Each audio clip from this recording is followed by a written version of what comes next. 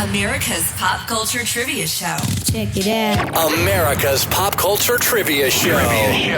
With Joe Parisi. Welcome to episode 129 of America's Pop Culture Trivia Show. Thanks for listening. I'm Joe Parisi, and I've prepared for you 3 rounds of fast-paced pop culture trivia. 7 questions in each of the 3 rounds, with just 5 seconds between questions for you to think of the answers. The rounds today are going to go like this. Round 1 will be a music round. Round 2, movies. Round 3, food and beverage. I don't think we've ever had a whole round dedicated to food and beverage. It's going to be a lot of fun. We'll talk about flavors, candy, jingles. You'll see. Good luck. Now let's play. Round 1.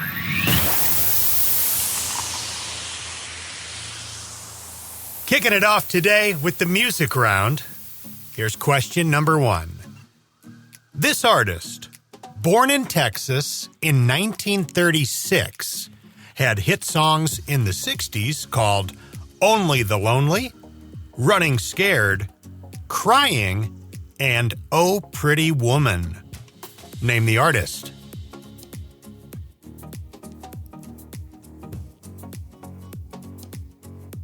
Question 2. What band had a hit in 1982 and 1983 with the song Always Something There to Remind Me?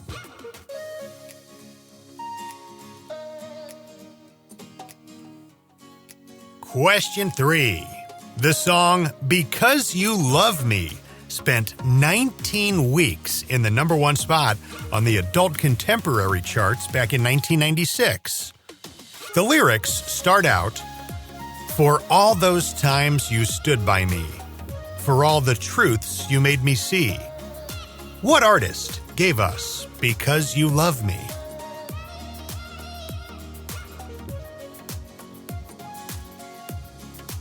Question 4. But I don't want to be lonely no more. I don't want to have to pay for this. I don't want to know the lover at my door. It's just another heartache on my list. Name the artist behind the hit song Lonely No More.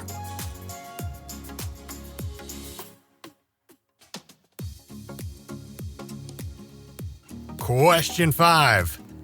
Save me from this prison. Lord, help me get away. What band gave us the hit song Heaven back in 2004?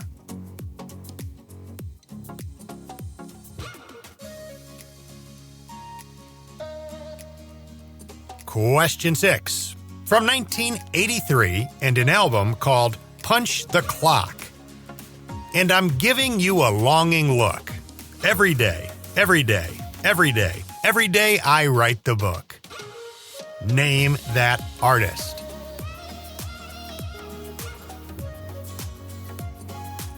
Question 7. What band scored a hit in 1972 with the song Dancing in the Moonlight?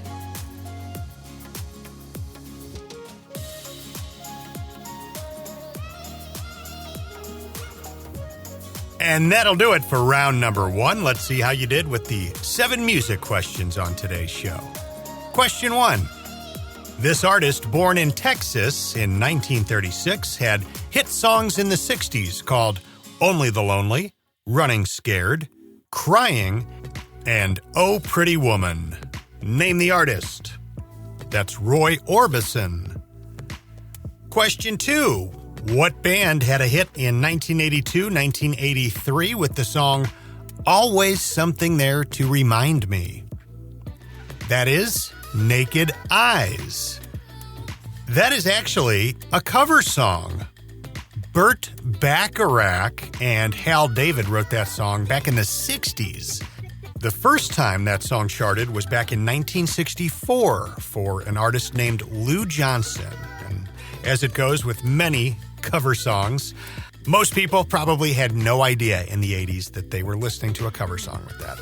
I know I didn't know. Question number 3.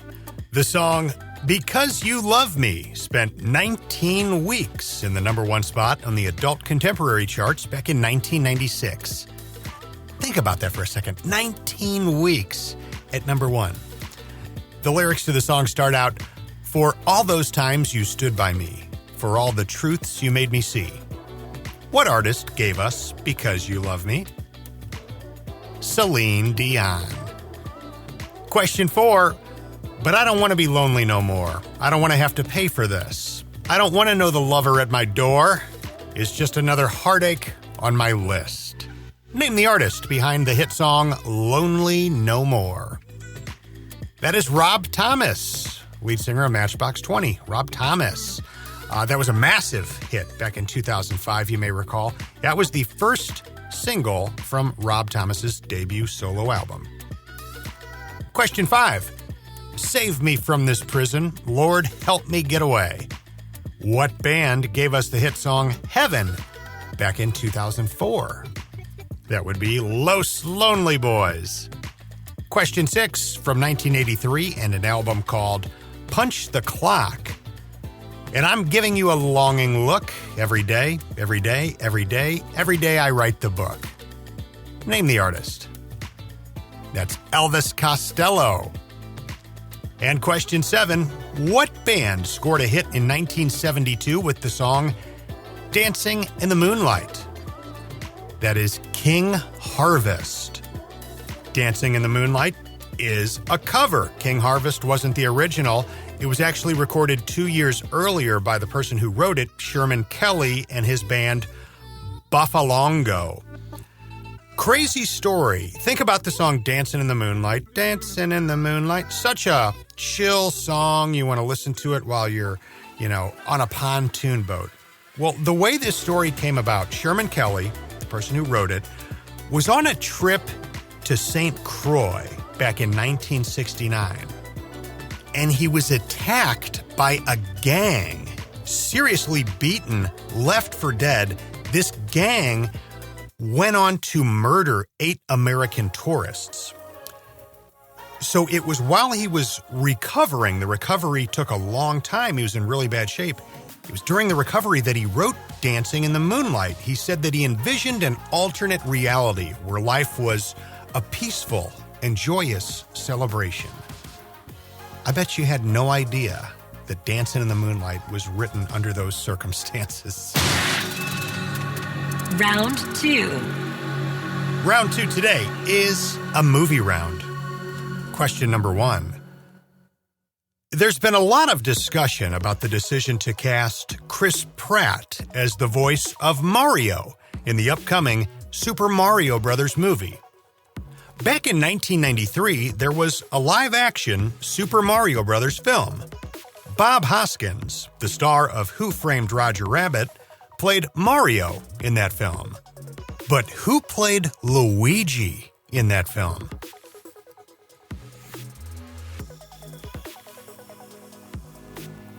Question 2. The main character in E.T. was a little boy played by actor Henry Thomas. What was the name of his character in the film?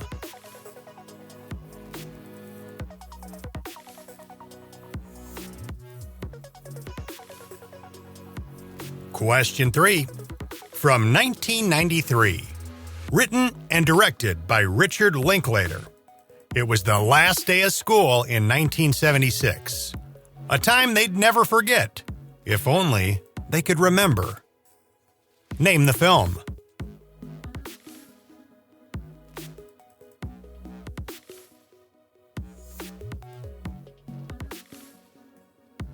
Question 4. In 2000, a Charlie's Angels film was released. The 3 angels, Natalie, Dylan, and Alex, were played by Cameron Diaz, Drew Barrymore, and who?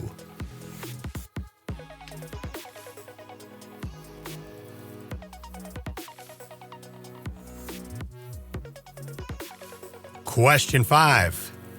In the 1990 live-action movie Teenage Mutant Ninja Turtles, it was a very well-known young actor who provided the voice of Donatello. Who was the voice of Donatello?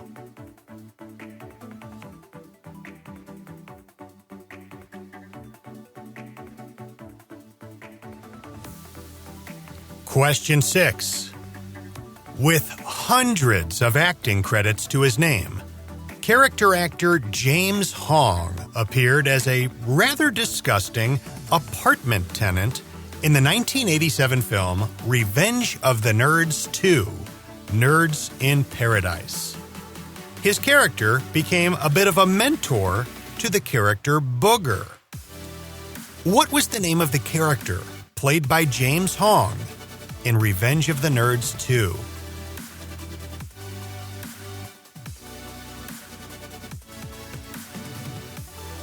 And question number 7. In 2022, the movie Halloween Ends was released in theaters and on the Peacock network. The Halloween film franchise began with the original film back in 1978.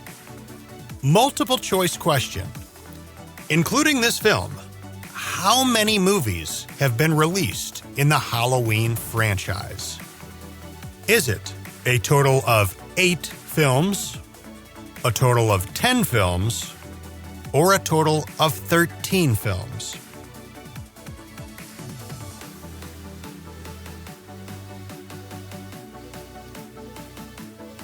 And that's going to do it for round number 2. Let's check your movie answers. Question 1. There's been a lot of discussion about the decision to cast Chris Pratt as the voice of Mario in the upcoming Super Mario Bros. Movie. Back in 1993, there was a live-action Super Mario Bros. Film. Bob Hoskins, the star of Who Framed Roger Rabbit, played Mario in that film. But who played Luigi? John Leguizamo. Question 2. The main character in E.T. was a little boy played by Henry Thomas. What was the name of his character in the film? Elliot. Question number 3. From 1993, written and directed by Richard Linklater. It was the last day of school in 1976. A time they'd never forget. If only they could remember. Name the film. Dazed and Confused. One of my favorites of all time. It's got to be in my all-time, at least top 10, maybe top 5. Question 4. In 2000, a Charlie's Angels film was released. The 3 angels, Natalie, Dylan, and Alex, were played by Cameron Diaz, Drew Barrymore, and who? Lucy Liu. Question 5. In the 1990 live-action movie Teenage Mutant Ninja Turtles, it was a very well-known young actor who provided the voice of Donatello. Who was the voice of Donatello? Corey Feldman. If you're a fan of the first Revenge of the Nerds movie, the guy who played Takashi, his name is Brian Tochi, he was the voice of Leonardo in that Ninja Turtle movie. Question 6. With hundreds of acting credits to his name, legendary character actor James Hong appeared as a rather disgusting apartment tenant in the 1987 film Revenge of the Nerds 2, Nerds in Paradise. His character became a bit of a mentor to the character Booger. What was the name of the character played by James Hong in Revenge of the Nerds 2? Snotty. James Hong has to be one of the greatest character actors of all time. If you don't know who I'm talking about, look up James Hong. He's in at least 50 movies that you have seen, I promise you. Question number 7. In 2022, the movie Halloween Ends was released in theaters and on the Peacock network. The Halloween film franchise began with the original Halloween film back in 1978. Multiple choice question. Including this film, how many movies have been released in the Halloween franchise? Is it a total of 8, 10, or 13 films? The answer is 13 films. Those films were released in 78, 81, 82, 88, 89, 95, 98, 02, 07, 09, 2018, 2021, and 2022. That is 13 films in the Halloween franchise. Round 3 coming up. Round 3. For the first time ever on this show, we're doing an entire food and beverage round. You got this. Here we go. Question 1. In a pack of original Starburst candy, what flavor are the pieces in the light pink wrapper? What flavor are the pink ones?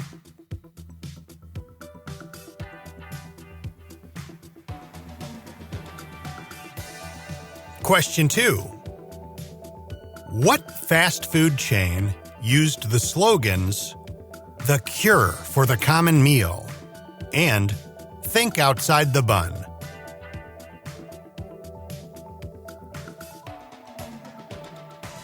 Question 3. Aerated chocolate-flavored nougat with milk chocolate coating.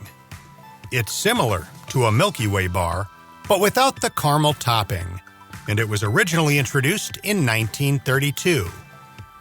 Name this candy bar.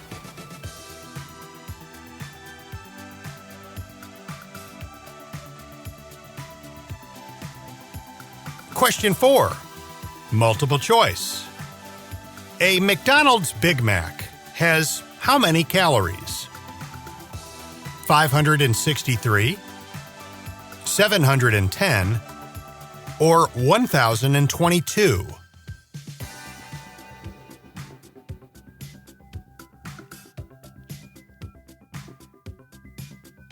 Question 5. A cola-flavored carbonated soft drink created in 1985 targeted towards students and young professionals.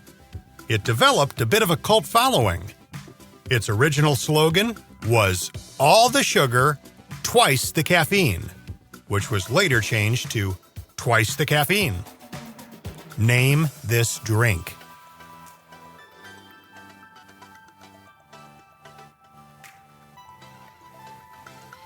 Question 6. Made by Cadbury. This candy gained popularity in the 80s. It's a segmented, break-apart bar with a caramel center, covered in milk chocolate. A jingle used in commercials for this candy in the 90s would repeatedly say, "Stretch it out." Name this candy.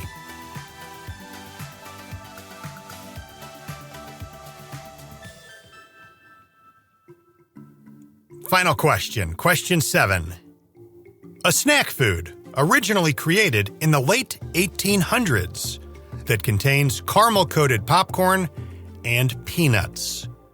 It's famous for its connection to baseball lore. Name this snack food.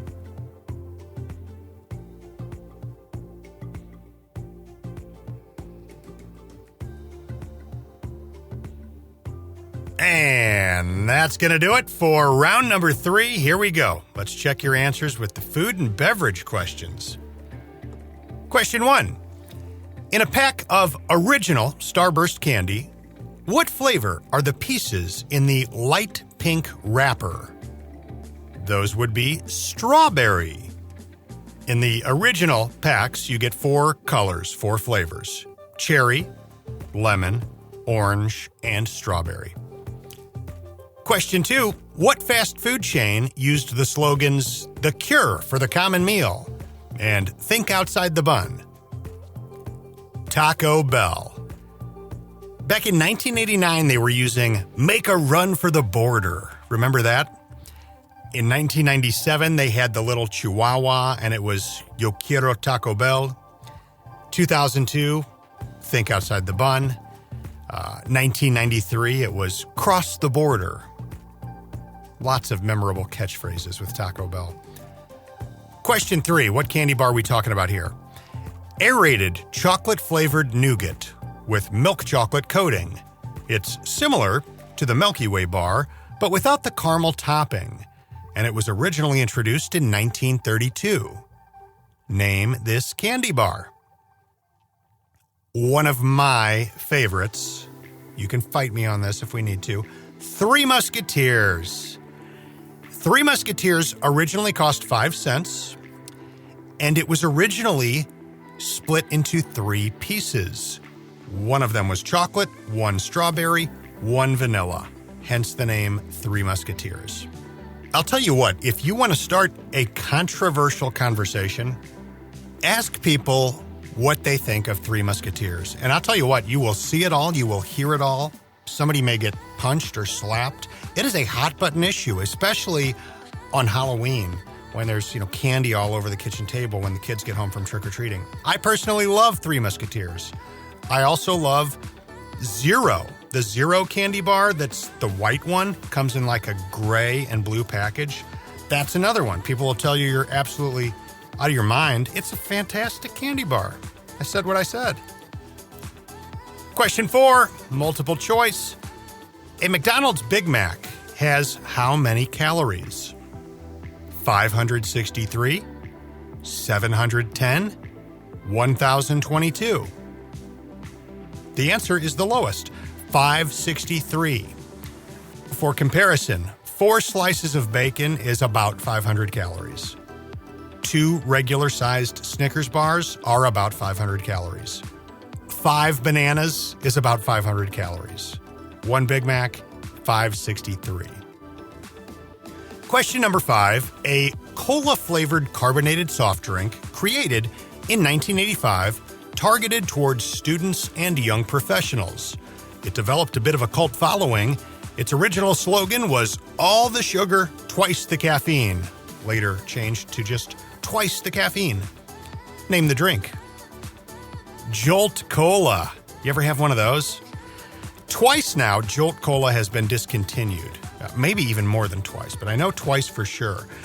And for a while there, in 2017, it made a little bit of a comeback, but you could only get it at a few places. You could get it on Amazon, you could get it in Casey's General Store, the gas stations, and you could get it at Dollar General stores.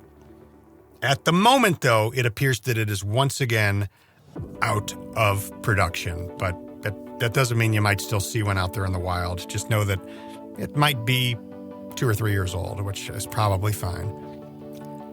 Question 6, made by Cadbury. This candy gained popularity in the 80s.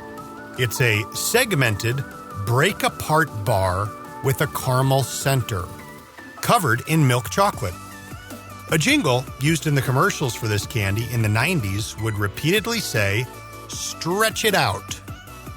Name this candy. So think about it. Caramel center, segmented, break-apart bar. Chocolate on the outside. What was it? Caramello. Those were good. Kind of I think they're still around. Yeah, they're still around. Very good, but a total mess. There's an alternate version of the Caramello bar that's out there and only available in certain countries, I learned. UK, Australia, New Zealand, where it's made with white chocolate. And those are known as Caramilk. C-A-R-A milk. Question 7, final question. A snack food originally created in the late 1800s that contains caramel-coated popcorn and peanuts. It is famous for its connection to baseball lore. Name the snack food. Cracker Jacks. I haven't had Cracker Jacks in quite some time, but from what I have read online, they no longer put the little toy, the little prize, in the box. They have switched to a QR code. So there is something, I don't know if it's something in the box or on the box, it's a QR code, and that is somehow how you go about getting your little prize. I don't know. Go back to the prizes, for crying out loud. Guys, this has been America's Pop Culture Trivia Show, episode 129. My name is Joe Parisi. This is one of 2 podcasts that I currently host. The other one is called The Odd Podcast with Joe Parisi. You can find it everywhere, The Odd Podcast with Joe Parisi. There's over 100 episodes of that show out there. Each episode is a deep dive on one particular pop culture topic. Maybe it's a movie from the 80s or 90s, a song from the 90s, a TV show from the 80s. It's that kind of thing. I track down people who were maybe character actors in these projects, people who worked on these famous songs. You get the point. If you're into that kind of stuff, those pop culture deep dives, check it out, The Odd Podcast with Joe Parisi. My website, you can reach me through. It's joeparisivoiceover.com. That's, of course, my voiceover business website. You can reach out just to say hello. You can reach out for business inquiries. It is all right there, joeparisivoiceover.com. Thank you guys so much for listening. Hope you're having a great day. I'll talk to you soon. America's Pop Culture Trivia Show with Joe Parisi.